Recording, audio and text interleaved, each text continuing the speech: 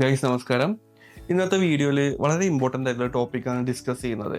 കാരണം എഞ്ചിനീയറിംഗ് നിങ്ങൾ കമ്പനിയിൽ കണ്ടിട്ടായിരിക്കും വന്നിട്ടുണ്ടാവുക. കാരണം എഞ്ചിനീയറിംഗ് കോഴ്സുകൾ ചൂസ് ചെയ്യാൻ പാടില്ലാത്ത കുട്ടികൾ ആരൊക്കെയാണെന്നുള്ളതാണ് ഇന്ന് നമ്മൾ ഡിസ്കസ് ചെയ്യുന്നത്. കാരണം ഇന്ന് ഒത്തിരി കുട്ടികൾ എഞ്ചിനീയറിംഗ് മേഖലയിലോട്ട് വരുന്നുണ്ട്. അപ്പോൾ എഞ്ചിനീയറിംഗിൻ്റെ ഇപ്പോൾ ഒരു എക്സാമ്പിൾ പറയാം. ഇപ്പോൾ ഇന്ത്യയിലുള്ള പല സ്ഥാപനങ്ങളിലും ഇപ്പോൾ ബിടെക് കമ്പ്യൂട്ടർ സയൻസിന് ഭയങ്കര ഡിമാൻഡാണ്. കമ്പ്യൂട്ടർ സയൻസ് പഠിച്ചിറങ്ങുന്ന കുട്ടികൾക്ക് ജോലി കിട്ടുന്ന സാധ്യതകൾ കൂടുതലാണ് ഈ ഒരു കഴിഞ്ഞ കാലഘട്ടങ്ങളിൽ. അപ്പോൾ അത് മനസ്സിലാക്കിയത് കൊണ്ട് തന്നെ ഇന്ത്യയിലുള്ള പല പ്രീമിയം ഇൻസ്റ്റിറ്റ്യൂട്ടുകളും ബിടെക് കമ്പ്യൂട്ടർ സയൻസിൻ്റെ സീറ്റുകൾ കൂട്ടിയിട്ടുണ്ട്.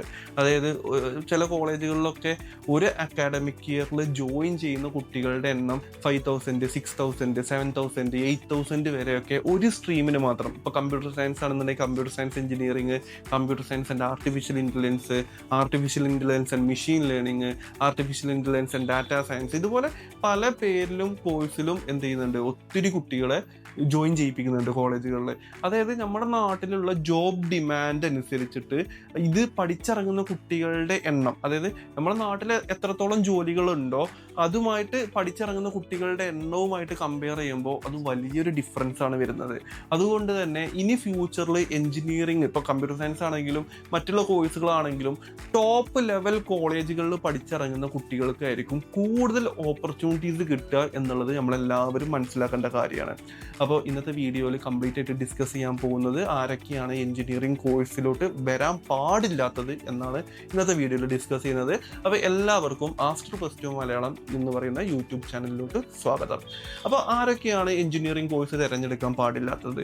അതിൽ ഒന്നാമത്തത്, ഇപ്പോൾ എഞ്ചിനീയറിംഗിലോട്ട് ഇപ്പോൾ നമ്മൾ എഞ്ചിനീയറിംഗ് പഠിക്കാൻ താല്പര്യമില്ല, പക്ഷേ നമ്മുടെ കൂട്ടുകാരോ കുടുംബക്കാരോ അല്ലെങ്കിൽ ചേട്ടന്മാരോ ചേച്ചിമാരോ അല്ലെങ്കിൽ നമ്മൾ അറിയുന്ന ആരെങ്കിലും ഒരു എക്സ്റ്റേണൽ ഫാക്ടർ, ടീച്ചേഴ്സ് ആവാം അല്ലെങ്കിൽ പല ആൾക്കാരോ അല്ലെങ്കിൽ എഡ്യൂക്കേഷൻ കൗൺസിലേഴ്സ് ആവാം, പല ആൾക്കാരും പറയുകയാണ് എഞ്ചിനീയറിംഗിന് കമ്പ്യൂട്ടർ സയൻസിന് ഡിമാൻഡ് ഉണ്ട്, അല്ലെങ്കിൽ മറൈനിന് ഡിമാൻഡ് ഉണ്ട്, അല്ലെങ്കിൽ ഇലക്ട്രോണിക്സിന് ഡിമാൻഡ് ഉണ്ട്, നീ ഇതെടുത്ത് കഴിഞ്ഞാൽ നിനക്ക് നല്ല ജോലി കിട്ടും. പുറമേയുള്ള ആൾക്കാർ പറഞ്ഞ് ആ തീരുമാനത്തിനനുസരിച്ചിട്ട് നമുക്ക് താല്പര്യമില്ലാതെ നമ്മൾ ആ കോഴ്സിന് എടുത്താൽ അത് ഭയങ്കര ബുദ്ധിമുട്ടാണ്. പഠിച്ചിറങ്ങാനും ജോലി നേടാനും നമ്മളൊരു വലിയൊരു കോമ്പറ്റീഷനിലോട്ടാണ് വരിക. അപ്പോൾ ഒന്നാമത്തെ ഫാക്ടർ എന്ന് പറയുന്നത്, നമ്മളല്ലാതെ വേറെ ആരെങ്കിലും ഈ കോഴ്സിന് ഡിമാൻഡ് ഉണ്ടെന്ന് പറഞ്ഞിട്ട് നമ്മൾ ഈ കോഴ്സ് സെലക്ട് ചെയ്യുകയാണെന്നുണ്ടെങ്കിൽ അത് ഭയങ്കര ബുദ്ധിമുട്ടായിട്ട് മാറും. ഇനി രണ്ടാമത്തെ വളരെ ഇമ്പോർട്ടൻ്റ് ആയിട്ടുള്ള ഫാക്ടർ എന്ന് പറയുന്നത്, ഈ കോഴ്സ് പഠിക്കാൻ താല്പര്യപ്പെടുന്ന കുട്ടികളാണെന്നുണ്ടെങ്കിൽ മാത്തമാറ്റിക്സിനോടും ഫിസിക്സിനോടും ഒരു അഭിരുചി വേണം. മാത്സും ഫിസിക്സും ഒരു അഭിരുചി ഇല്ലാത്ത കുട്ടികളാണെന്നുണ്ടെങ്കിൽ എഞ്ചിനീയറിംഗ് ഭയങ്കര ബുദ്ധിമുട്ടേക്കരാം. കെമിസ്ട്രി അടക്കം മെയിൻലി വരുന്നത് മാത്തമാറ്റിക്സ് ആണ്.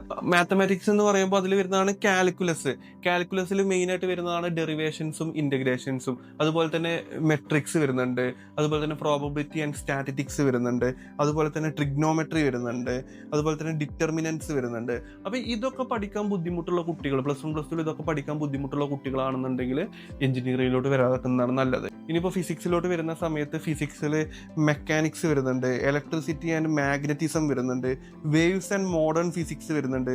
അപ്പോൾ ഇത് പഠിക്കാൻ ബുദ്ധിമുട്ടുള്ള കുട്ടികളാണെന്നുണ്ടെങ്കിൽ എഞ്ചിനീയറിംഗ് കുറച്ച് ടഫായിട്ട് തോന്നും. ഇതൊക്കെയാണ് കോറായിട്ട്, അതായത് പ്ലസ് 1 പ്ലസ് 2 ബേസിക് സബ്ജക്റ്റുകൾ ഇതൊക്കെയാണ് എഞ്ചിനീയറിംഗിലോട്ട് പോകാൻ താല്പര്യപ്പെടുന്ന കുട്ടികൾ.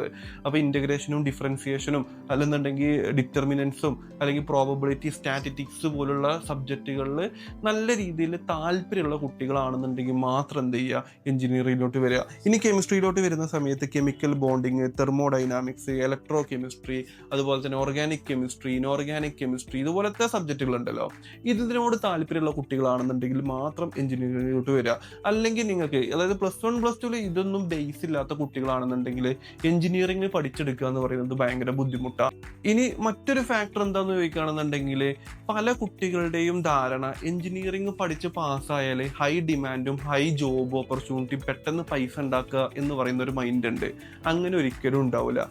ഇങ്ങനെ ചിന്തിക്കുന്ന കുട്ടികൾ ഏറ്റവും ബെസ്റ്റ് ഇൻസ്റ്റിറ്റ്യൂട്ടിൽ പഠിക്കണം. അതായത് നമുക്ക് പ്ലേസ്മെന്റ് കിട്ടാൻ സാധ്യതയുള്ള, ഇപ്പോൾ NIT, കേരളത്തിലാണെങ്കിൽ NIT Kozhikode, IIT Palakkad, CUSAT, CET പോലുള്ള എഞ്ചിനീയറിംഗ് കോളേജുകൾ.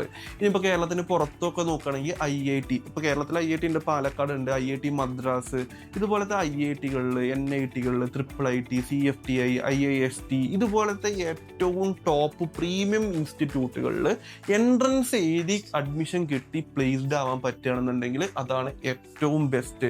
അങ്ങനത്തെ കുട്ടികളാണെന്നുണ്ടെങ്കിൽ പെട്ടെന്ന് പ്ലേസ്മെന്റും കാര്യങ്ങളൊക്കെ ക്യാമ്പസ് നമ്മൾ പഠിക്കുന്നത് ഇന്ത്യയിലെ ടോപ്പ് ഇൻസ്റ്റിറ്റ്യൂട്ടിലുള്ള, അപ്പൊ അങ്ങനെ പഠിക്കുമ്പോൾ നമുക്ക് പെട്ടെന്ന് പ്ലേസ്ഡ് ആവാനൊക്കെ ചാൻസ് പ്രോബബിലിറ്റി കൂടുതലാണ്. ഇതാണ് കാര്യം. പിന്നെ അതുപോലെ തന്നെ കേരളത്തിൽ സെറ്റിൽ ഡൗൺ ചെയ്യണം എന്ന് താല്പര്യപ്പെടുന്ന കുട്ടികൾക്ക് എഞ്ചിനീയറിംഗ് അത്ര നല്ലതാവില്ല. ഇപ്പൊ കെമിക്കൽ എഞ്ചിനീയറിംഗ് കഴിഞ്ഞൊരു കുട്ടി, അല്ലെങ്കിൽ മറൈൻ എഞ്ചിനീയറിംഗ് കഴിഞ്ഞൊരു കുട്ടി, അല്ലെന്നുണ്ടെങ്കിൽ എയറോനോട്ടിക്കൽ എഞ്ചിനീയറിംഗ് കഴിഞ്ഞൊരു കുട്ടി, അല്ലെങ്കിൽ ഇതുപോലത്തെ വിവിധ ഇപ്പൊ കമ്പ്യൂട്ടർ സയൻസ് ആണെന്നുണ്ടെങ്കിൽ കേരളത്തിൽ പിന്നെയും ഓപ്പർച്യൂണിറ്റീസ് ഉണ്ട്. ഇൻഫോ പാർക്കും IT പാർക്ക് പോലുള്ള ഒരുപാട് സ്ഥാപനങ്ങൾ കേരളത്തിൽ, സൈബർ പാർക്ക് പോലുള്ള ഒരുപാട് IT കമ്പനികൾ കേരളത്തിൽ ഇപ്പോൾ ഉണ്ട്.